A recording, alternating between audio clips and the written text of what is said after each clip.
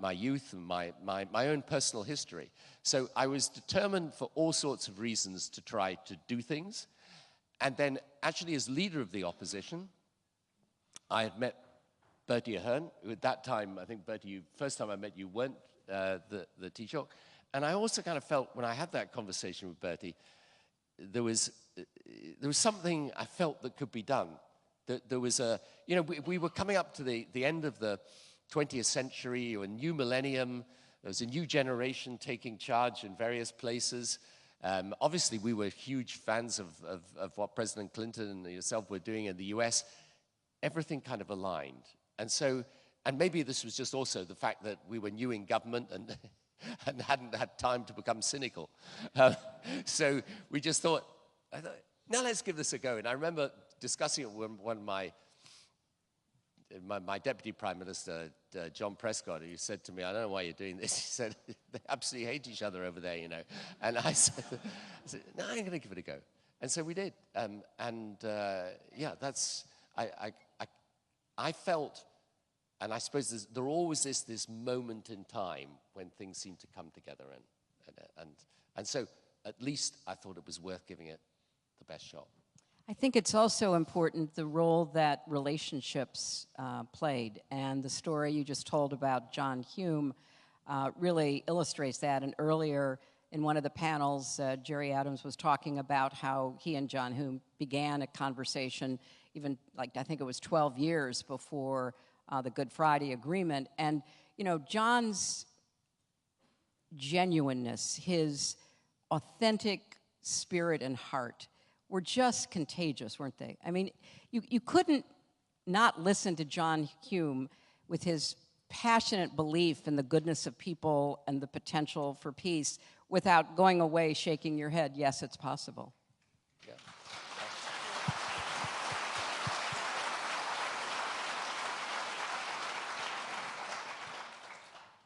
But I also think you referenced the relationship with Bertie Ahern, too. And you know, as someone who had the benefit of observing all three of you, you really each had a unique political and personal capacity to connect with others. And Bertie particularly had a real skill with that. And so, Bertie, when you became Taoiseach, after having been in politics, obviously having observed what was happening in the North, how did you think about whether there was a path forward? Well, I suppose the troubles had gone on so long, and all of us, Albert Reynolds before me, John Major, you know, it was just an issue you felt you had to try. And of course, you're meeting all the party leaders, and you know, I was meeting John, meeting Jerry, and meeting all of the political leaders. And I was lucky enough to meet you, President, when you came over in '95. I was leader of the opposition, so I was to get 10 minutes with you up in the ambassador's residence in Phoenix Park, and you gave me an hour. You obviously had nothing to do that day, but anyway. And then I had got to know Tony well, and we had met in Dublin. We'd met in the Gresham Hotel was the first time I'd met Tony, and we met in both parliaments.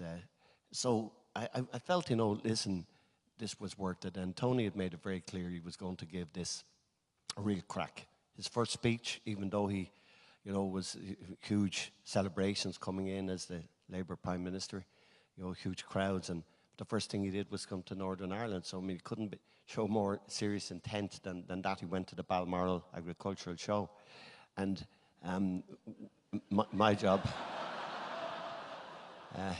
He has a big farm in Chequers as well.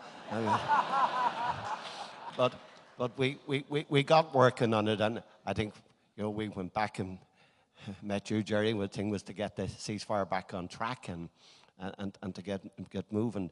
So I think from then on, you know, from that summer of '97, all the way up to Good Friday, like it seemed like every day, but it was certainly every week. I hold a record which will never be beaten of the Irish Prime Minister, Irish Taoiseach, that was in number 10 more than anywhere else, I can tell you that. I was there every week, and the food was always good, unlike Castle Buildings. And so I think that's how it got going. So the relationship was good, and of course, President, whenever ever we needed you. Sometimes it said you stayed up all night in the last few days, but the reality was you were there all the time for us, and I think that's how the relationship developed, Hilary. So, Bill, you also have an interesting pathway to the decision to become so actively involved and working with Tony and Bertie, and eventually asking George Mitchell to serve as your envoy and be deeply involved. Can you give us a sort of timeline, if you will, of how you ended up working with Tony and Bertie and being so committed to trying to resolve the troubles? Well, first of all, I think whenever you hear politicians like us talk, you shouldn't discount what we say, but you should try to make sure you got the context right.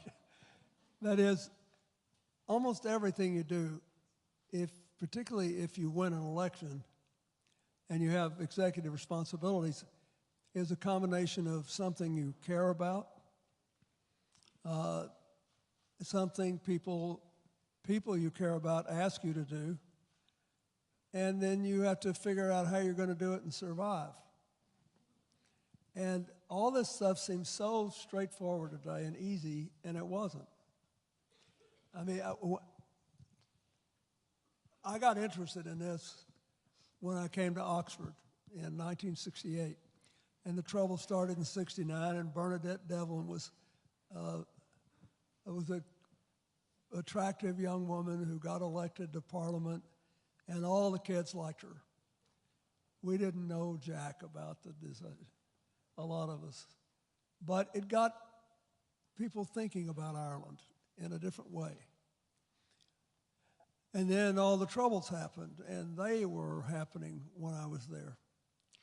And then over the years when I would go back to the UK or to Ireland, I would keep up. And then when I was running for president, I knew that I had to be up to date on the Irish issue when I went to New York to the primary, when I went to Massachusetts. And this big group in New York asked me to come to a meeting, and my opponents were there, the ones that were left by the time we got to New York. And so it looked like I was going to win the nomination if I didn't screw it up, frankly, then. But there was this big attempt to derail me. And there were people who think, oh, well, you don't want to take any chances. But I had some people working with me, and people I'd gotten to know who were part of the Irish community in New York, who actually thought I should agree to appoint a special envoy, which then was heresy. That's before there were any peace talks for George Mitchell to mediate. And I got there late one night. Everybody else who was trying to beat me had already put in their best shot. And they asked, and I made up my mind. I said, all right, I'm not going to bring this up, but if they ask, I'm going to tell them the truth. Yes, I will appoint a special envoy. And they told me, I said, you have no idea how hard this is going to be for you to keep this commitment. People will think you're insane. The State Department had operated for decades under a theory that our relationship with the UK was so important we couldn't mess it up. Even President Kennedy, in his heralded visit to Ireland, did not go to the North and did not talk about it. And, it was one of those things that wasn't done. Well, I thought it was crazy to deny such a large problem's existence and to take a pass when we had the biggest Irish diaspora. We had people who were part of a big Irish population that were pro-unionist, as well as the people that filled the bars and other places in Boston and New York who were Republicans. And so they asked me, would you do this? And I said yes. And it sounds good, and then you have to do it. So I got elected. And then everybody was telling me why I shouldn't do it. And Nancy Soderberg, who was on the previous panel here, she was on my national security staff. And she and Tony Lake and Sandy Berger, they favored naming a special envoy. And everybody else thought I was crazy. The British press was so bad that they were speculating that John Major, I just did it to burn John Major because he checked my passport files for the Bush campaign in '92. I mean, really, like I would change all American policy just to give it. Today, there are people spiteful enough to do that, but I was too dumb to think like that. And and everybody was going nuts. They said, oh my God, Clinton is so pissed off at Major for checking his passport files to see if he tried to give up his citizenship to join the Soviet Union. I mean, go figure. That's the only reason he's doing this. I mean, it was like just, that's how inconceivable it was to the whole British Barty politic. And I told John Major, and I respected it, Tony mentioned, I respected that Major tried because he was on a very thin parliamentary majority, and he needed the Unionist members of Parliament, and he risked it anyway. And even though, as we point out, it didn't really go anywhere, he tried, and I think we should all give him credit for trying. It was easy for,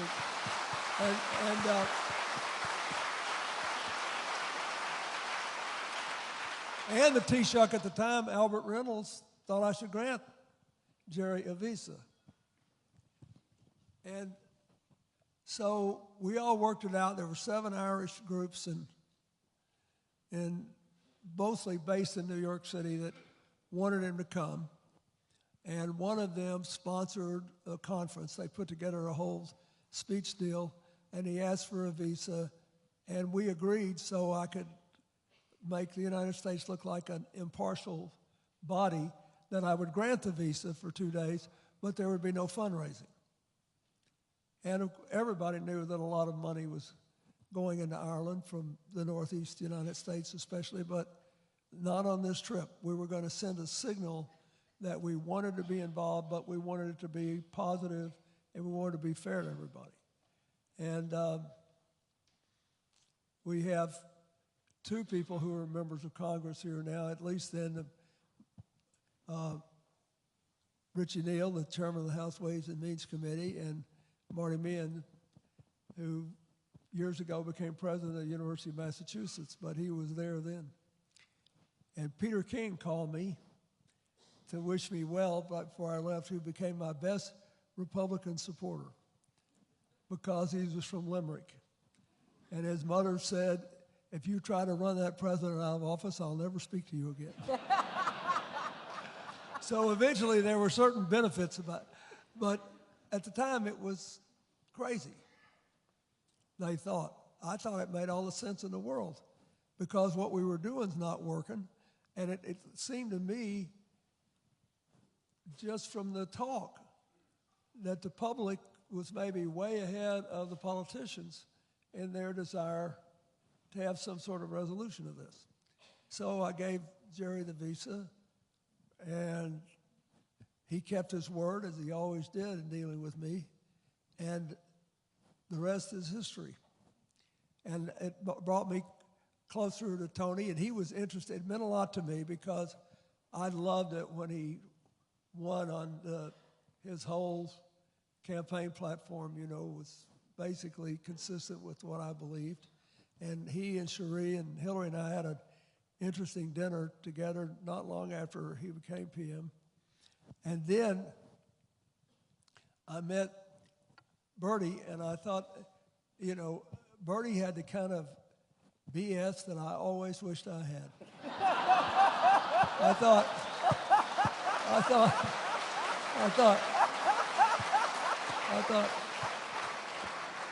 I want to be Bertie when I grow up. It was great. So we all got along, and that's a big deal if you trust somebody. Because if you make enough decisions under this kind of pressure with all these changing circumstances, some of your decisions will be wrong or will be questioned or will not be good for one of your partners on any given day. It just happens. You can't, nobody's perfect. You can't foresee all this.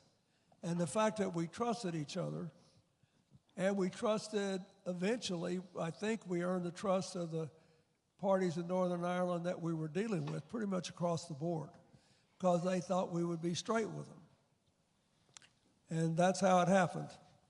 And it turned out to be, you know, there were days when I felt like I was a ward politician in Chicago, Hillary's hometown, and there were days I felt like I was taking Seamus Heaney's advice to just take a flying leap and walk on air against your better judgment. So, but that's how it started. We all just decided that the time was right to do the right thing. There are lots of people here who were involved in this, from all over, including General DeChaslin, who had to oversee the decommissioning of arms, which was highly controversial at the time. People thought we were crazy to think it could ever be done. You remember the first time it brought up? So we were all out here just, we'd like to tell you that we had it all thought through, but the truth is we made up a lot of it as we went along. We had to wing it.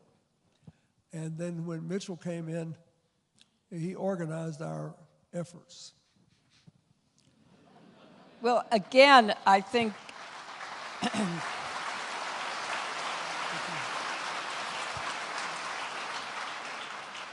I think the importance of relationships, the importance of building trust, just really are key to everything that happened afterwards.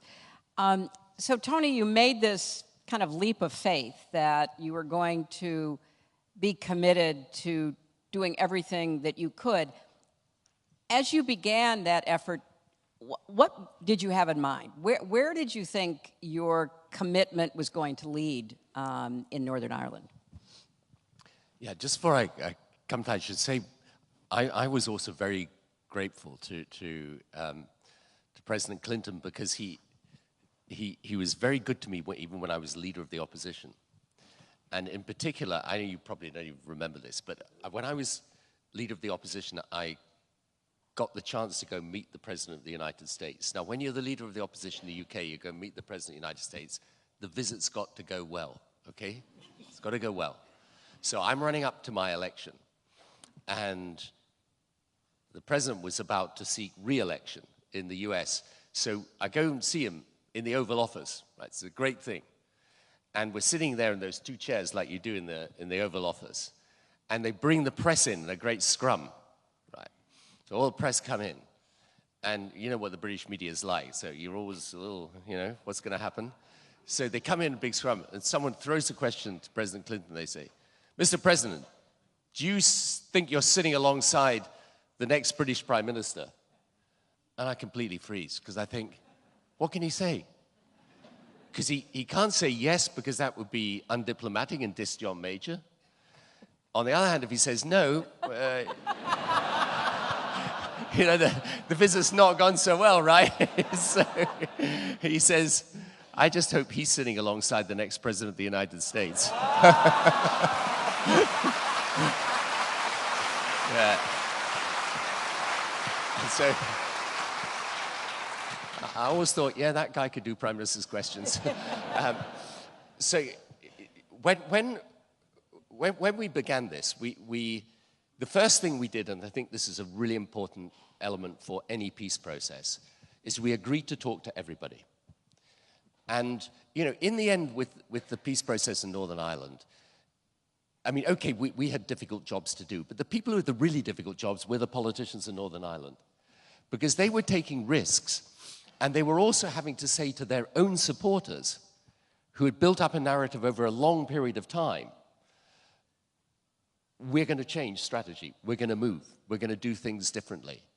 And so, you know, for David Trimble, he had to make, you know, this was a really, really difficult set of decisions he had to take. Seamus Mallon. And then, of course, for Sinn Féin as well. And then you had loyalist groups. So you had a whole range of different people, all of whom were going to have to take difficult decisions to move this process along. And I think the most important thing, starting point for this, is that we were prepared to go and talk to everybody.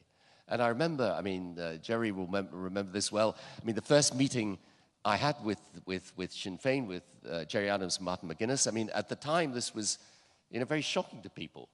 And you had to be prepared to do it. And I remember after I did it, I don't know whether people any here recall this, I then, after I met them for the first time, I then went to a shopping center for a visit. You know, you meet and then you go for a visit. And I told you about this last night. When I got to the shopping center, I got in there, I was saying hello to people and so on. And then suddenly there was this huge wave of people, including people who are wearing washing up gloves. You know, those plastic washing up gloves? And, you know, the last time I'd ever seen anyone wear this was my mum. And I was kind of, they're all coming together. I was thinking, what's going on here? What sort of protest is it? But this was all to do with the fact that I shouldn't have been shaking hands with Gerry Adams. Because this was a big thing, you see, that the people were saying there was a huge debate. Yes, you can meet him, but you can't shake hands with them. I said, we're going to meet him, we're going to shake hands. Let's just do what you would do one human being to another, and let's see what we can go. We know we disagree about the past, but let's see if we can agree about the future. And, you know, Mo Mowlam then went and visited the loyalist prisoners in the maze. All of these things were difficult. I don't think anything could have happened unless we were prepared to sit down and talk to people and to understand these conflicts come about because there are two distinct narratives in opposition to each other, and the only way you will ever make peace is if one side understands how the other side feel. They don't have to agree with it, they don't even have to sympathize with it, but at least they have to understand it. And that's what happened.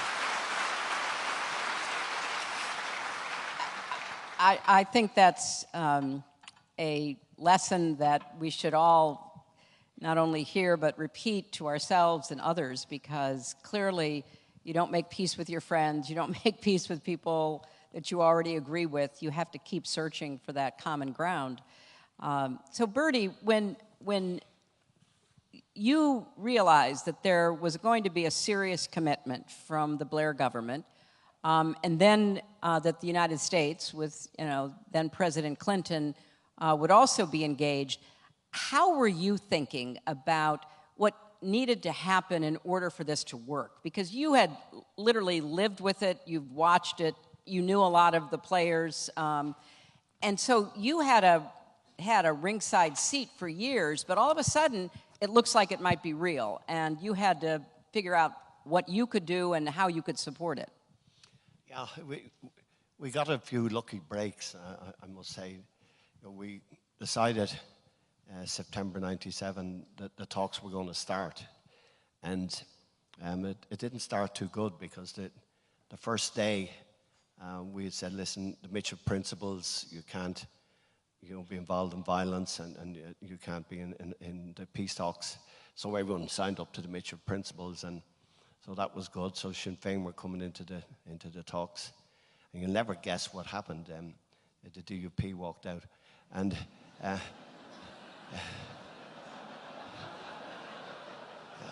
but in fairness to Gary McMichael and Don Purtis, who were here, they walked back in with David Trimble. So, and in fairness to David Trimble, that was a brave move, and I think he deserves, late David Trimble deserves a lot of credit.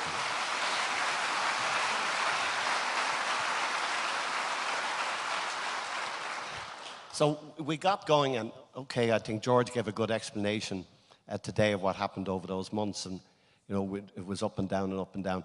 But I think the two things that Tony and I did, that the talks were as inclusive as we possibly could make them. Everyone was in that wanted to be in, we continued trying to get everybody in, which we did by St. Andrews. Took us a while. But, and then was as comprehensive as possible. And I think all the issues were on the table, very difficult issues, and, issues that I think people thought were impossible to deal with. Decommissioning prisoners, reform of the Royal Ulster Constabulary, changing a lot of the legislation. I mean, there were huge issues. And I keep thinking today, when you look at the issues today, but anyway, we won't get into today's issues, but there were huge, huge issues. And the fact that everybody kept going, in fairness to the parties, I agree totally what, Tony has said about the parties. They had to make their individual breaks. I, of course, knew that the big thing we were going to have to do, because we had the 1937 Constitution, we claimed jurisdiction over Northern Ireland. And Articles 2 and 3 were very special, maybe not to me, but my father, who was an old IRA man, and my mother, who loved Tony Blair, but didn't like everybody from that end of the world. And so there were difficult choices, but we all had to do something. And I think that was the issue, that everybody, and it took us time. It took over that winter, autumn, winter into the springtime. But everybody knew they had to make tough decisions. And the reality was that everybody did. And I think that was the great thing about it, that people were prepared to say, well, we have our bit to do. The governments are doing their bit. The President of the United States is doing his bit. And if we all do it together, the comprehensive, inclusive process, then it's for the betterment of Northern Ireland. And amazingly, that's how it played out. This morning, Senator Mitchell said there would not have been a peace process without John Hume, and there would not have been a peace agreement without David Trimble. And I think that, it's really important, especially because they're no longer with us, to remember the roles that each of them played. But every person at the table, everybody involved in the process, I think it's fair to say, was a unique personality and leader, and trying to work through all of their concerns, their personal experiences, their grievances, their hopes. All of that was so difficult, as you said, Bertie, because it was so inclusive. But by being inclusive, you had to bring everybody literally to the table and then to an agreement. And Bill, part of what I know you did was to work to develop personal relationships with a lot of the leaders, so that you could call them, they would be invited to Washington for the St. Patrick's Day celebration at the White House, other kinds of events. Could you talk a little bit about how you and George Mitchell discussed managing such a big process, such an inclusive process, and how you build trust with people who start off from such different perspectives? Well, first, when we started talking about this, and especially after I gave the visa to Jerry, then everybody settled down, and whether they were for it or against it, they said, well, maybe America's serious and we need to be consulting with them. So I tried to meet with as many as I could, and then we used St. Patrick's Day as an excuse, if you will, the annual White House ceremony, to invite people there and then to either get them to talk to each other or get them to talk to me individually until we could get everybody together. But we tried to find venues in which people would feel comfortable, not embarrassed, and could get cover if they needed it. And I think that's important because, yes, it's important that people talk to each other, but they have to be able to say what they think and outline what the problems are. And one of the things I must say that I had almost no experience with before I got up to my ears in this was multi-party democracies. Because we have two main parties in America, and usually if a third party gets going, its main consequence is to screw things up for one of the two main parties, because they can't ever win enough votes in our system to win the White House or win, very few Senate seats or congressional seats or governorships. So I was literally fascinated for years. The whole time I was there for 8 years, I was fascinated by why people were in what party and what it meant to them. And I found that every single one of them that I talked to had a good reason that went well beyond any kind of personal ambition. That I belong to this party because of A. I belong to that party because of B. And I found it incredibly enlightening. And I found that if we were making headway with some of the parties that may not have had such big numbers, it still affected the chemistry because we had a reputation for listening and trying to respond to problems.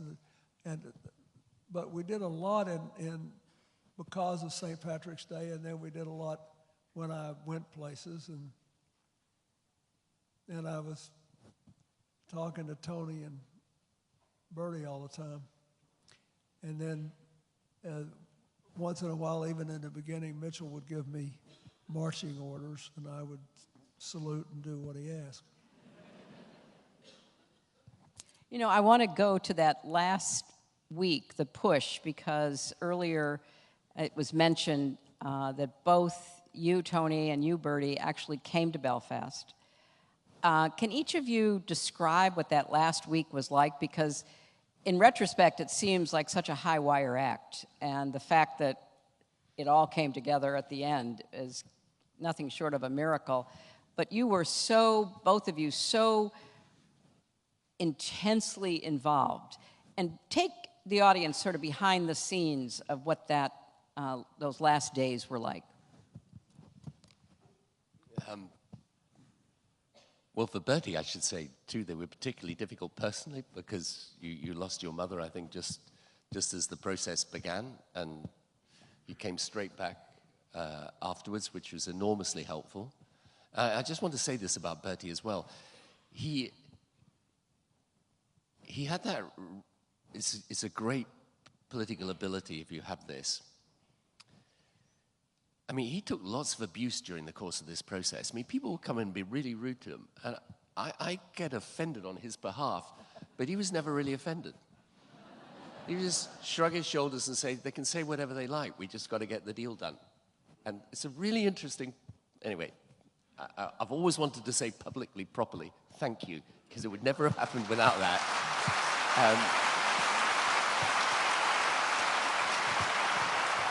So it was a roller coaster all the way through, but we had, alongside the individual decisions that leaders had to make, we had a framework that people thought was essentially fair, right? And that framework was the principle of consent on the one side, that Northern Ireland should remain part of the UK as long as the majority of people in Northern Ireland wanted it, and on the other side, that there should be fairness and justice, and a recognition that there hadn't been, and therefore the institutions of Northern Ireland had to change. And I think you never get an agreement unless there is, at the heart of it, almost intellectually and politically, something that people think is fair. And the thing about politics that you find is, it's always a battle of reason against unreason, right? It's always, when you take a step back and you put all the prejudices and all the background and all the history behind you, what is the sensible solution, right? If you can divine that and create it, then the rest is strategy and tactics to get there. And I think that was a very, very important part of it. But also we were, to be absolutely frank, as we carried on during the days and nights, and as George Mitchell was just saying, there were days and nights. I mean, we got a few hours sleep the whole time. Then, frankly, one thing that happened in this was that there came a sort of strange collective spirit that said, at the end of this, we can't go out there and say, anyway, it didn't work. Because the whole of the world's media by then camped outside. And I confess I was starting to get a little bit nervous of, you know, the political consequences of failure. But this was a good thing, because it was a spur to carry on working at it. And, you know, as the other thing is that it was up and, I mean, to switch analogies, it was a seesaw the whole time, right? So suddenly one side would be completely against it, and then you had to try and bring the thing back into equilibrium again. Then the other side would be completely against it. And then, you know, I was describing to people earlier how if you were in a room with a group of people and the next meeting was waiting to come in from the other side, I realized after a time you couldn't have them walk out, because if they walked out looking happy, the other people came in sad. So it was a total disaster for the negotiation. So, but the other thing was that you had, it echoes something that Bill was saying a moment ago. You had established the relationship where you could have what I call a strategic conversation, right? So when I was dealing with David or with Jerry and Bertie, and I would be sitting there doing a lot of the meetings together, right? So there was no, you know, the British and Irish governments sitting there together was itself an important thing. We were able to have a strategic conversation. By that, I mean, they tell you honestly what their problem is, and you try honestly to solve it. Right? And it's a really important thing, because if you can't have that properly frank exchange of where you really are in the whole thing, you can't solve the problem, right? Because people just either stick in their positions or they don't trust you enough to say, look, I know you want me to do this, but I can't. However, I might be able to do that. So you're always looking for that way through. And anyway, for 3 days it was like this. Castle Buildings is, I mean, is it still standing there? Is it still? They should, I mean, it should be a sort of monument to the wrong type of architecture, but it's a... So we were in this terrible building. The facilities were terrible. Everything was absolutely terrible. And then, you know, and every so often, Mo, who always had a sense of humor about these things, every so often when things were really, really grim, she'd say to me, "You're really depressed, aren't you?" And I'd say, "Yeah, I'm really depressed." She said, "Time for the Women's Coalition."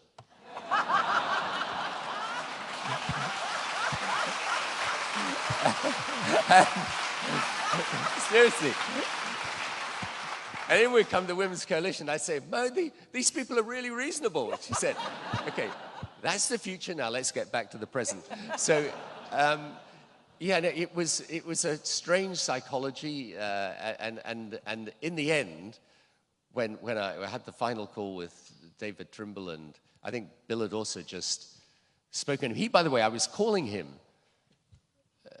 I mean, I used to call him, I ignored the time zone, so sometimes I was calling him, it must have been 3 or 4 in the morning, and, you know, they put me through and you say, hi, how are you going? And I used to put down the phone and say to Jonathan, is this guy ever asleep? I mean, it's like 3 in the morning in the US, but anyway, so we had the final call with David Trimble, then we just went for it, but I think it was a combination of many things.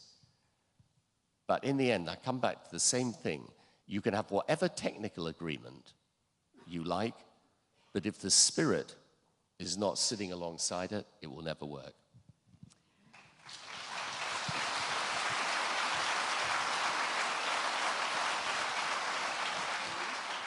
That is so true. And Bertie, what are your recollections of that intense period? Well, can I thank Tony for remembering my mum, because that was difficult. But, you know, I think we'd set out that last week, and it was going to be intense. It was going to be, you know, just a huge range of meetings and trying to get people to move a bit and move here and there. And, of course, like everything, you planned the week out and you said, well, you know, some ends of this will be easy and some ends will be difficult, and then by the time you got to Monday you realized you were wrong, everything was difficult, and then you go up and down. I got the call. I also remember my own civil servants rang me when I was coming out of the church when my mother's removal, and they said, listen, we have to talk to you. George Mitchell is losing his hair, and And I don't think he had much of it at the time either, but he was definitely fed up with everybody. And he said, listen, Strand 2 has driven the unionists mad, and John Taylor has just said that he wouldn't touch it with a 40-foot barge pole. And he said, you're going to have to get up here. So I said, well, how am I going to get up here? So anyway, we worked it out, and I went for this walk. And George Mitchell, I forgot it. I went for a walk down Griffith Avenue, which is one of the longest streets in Europe. And at the start of it, George said, where are you? And I said, in Griffith Avenue. And about an hour and a half later, he said, where are you? And I said, still in Griffith Avenue. But at least I went back up early in the morning. I met Tony, and we met in Hillsborough, where you got food, as we know last night. Castle Buildings, you got terrible stuff. But anyway, Tony gave me a lovely breakfast. I went and calmed down David Trimble, and the 40-foot pole was put aside. And then I remember going to Jerry and to Martin and explained to them that I was going to have to move in Strand 2. And then I went to Mark and Seamus and John, and we were okay. We were prepared to move in that. Then I came back to the funeral, back up again. And then we just stayed at it non-stop. But when you look at that, I'm not going to repeat the issues, but the issues were huge. And the issues were huge on your side, Tony. You had to face a huge amount of prisoners, and the reform of the Royal Ulster Constabulary. There were huge issues. On the constitutional side, we have it. But I think the big breakthroughs, the trick of it all was that if we could get the constitutional issues off the table, and that was changing the Government of Ireland Act, Section 75, which would really set up Northern Ireland, us taking Articles 2 and 3 off the table, getting the principle of consent on the table, that was the only change. And I think we should always remember that the balance of the agreement is hugely important, because that was the balance, and that still is the balance, which made Northern Ireland different to anywhere else in the United Kingdom, and people should always remember that going forward. That delicate balance, once we achieved that, I found then that, certainly with the unionists, Mark will remember the late night meeting with David Trimble, and where Seamus Mallon, I never saw them so emotional when they got Strand 2 out of the way. We didn't have it difficult with Strand. No, they got Strand 1, then I'd sorted Strand 2. We had no difficulty with Strand 3. And we started making progress. And then, of course, things came up at the end. And Tony Blair had to start writing side letters, and Jonathan Powell put them in under the door because nobody had answered the door. But anyway, at least, and then David Trimble got up on the table to say, I'm with the agreement. I mean, there were amazing things, but the compromises along the way. But I have to say, Tony is nice to me, but I have to say this to you, Tony. Some of those decisions in the last 36 hours, you were making those on your own, out reference back to your cabinet. There were huge decisions. They've brought peace. You had to call them, and they were big calls, and you did a good job on them.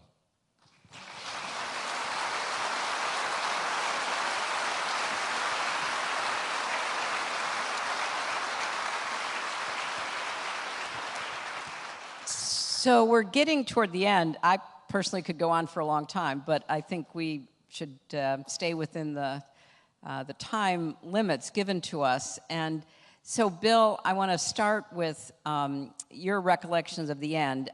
I do remember all those late night phone calls, and they were pretty constant and always at 3 or 4 o'clock in the morning, as I recall. But if you could just share, Bill, with as you're thinking about the end, but also then I want to segue, starting with you, as to what advice, if any, would you give to political leaders and active citizens and the people of Northern Ireland right now in terms of moving forward into the next 25 years? And then I'll ask Bertie and with Tony on that same question.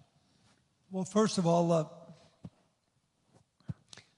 the last week was horrible for me because I was so full of anticipation, and I had a day job.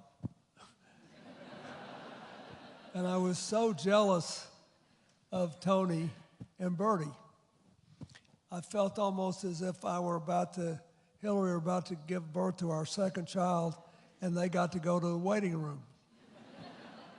And I was kept out.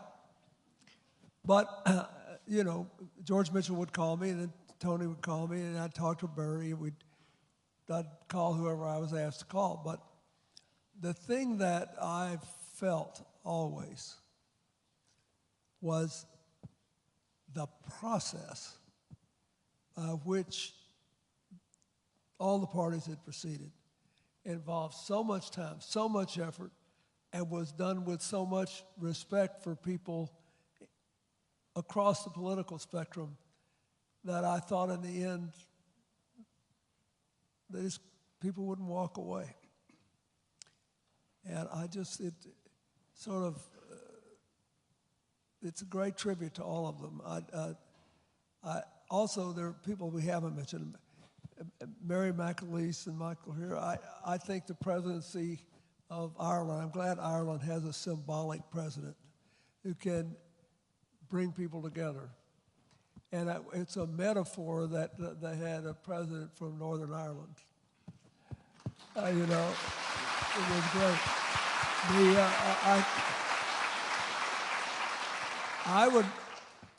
I don't know, I don't want to get in the way of the program, Hillary, but I think you ought to ask all the people who are here who had any part of that peace business then to stand up, because a lot of them survived and they're here. Is that okay? Would you all stand up? Mark, stand up. Everybody, Jerry, everybody. That's someone. And all the guys, look at this.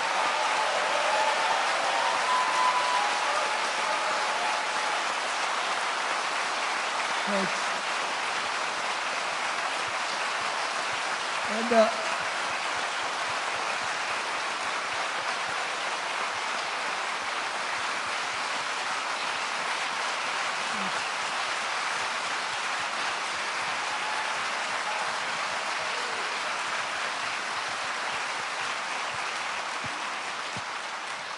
so I'll yield my time to Tony and Bertie, but the one last thing I want to say is I think the women's groups, the other peace groups, the people who weren't always in the rooms, all those kids that became public figures by the speeches they gave, pleading for people to give them a safe future. I think they had an impact on people. I think every one of us wound up being a little better than we would have been otherwise because we had to look into the eyes of people. And I wish that in every troubled area of the world, there were some way to bring that human dimension in the way it was in the Northern Irish peace process, because it does affect you. There are a lot of these people making decisions, their parents or their children, their brothers, their sisters. That I think it would be a mistake for us to underestimate the power of their influence.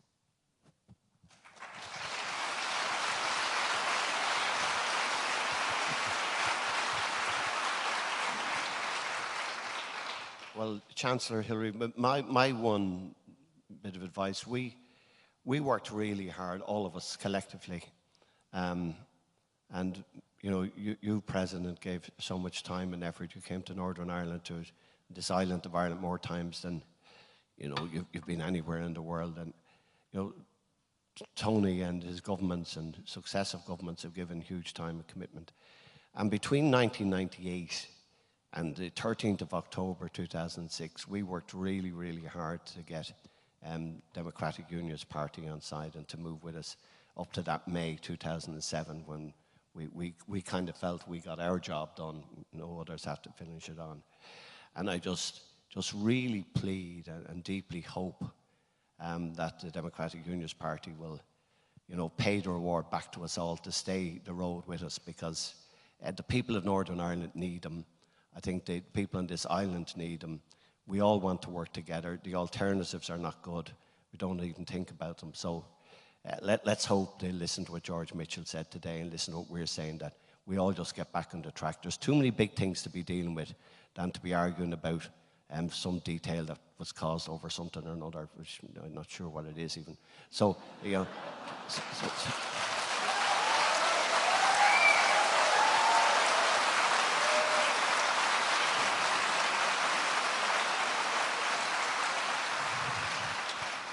so just let's move forward and try and make this work. Tony? I think just very briefly, we know the peace isn't perfect. We know the institutions have often been rocky and unstable as they are today. And we know there's still a lot of distrust and mistrust between the communities. But we also know that Northern Ireland is a much better place than it was before the Good Friday Agreement. And the only thing I would say to today's leaders is, I think when you stand back and you reflect, you know in your heart of hearts what the right thing to do is. And you should just get on and do it.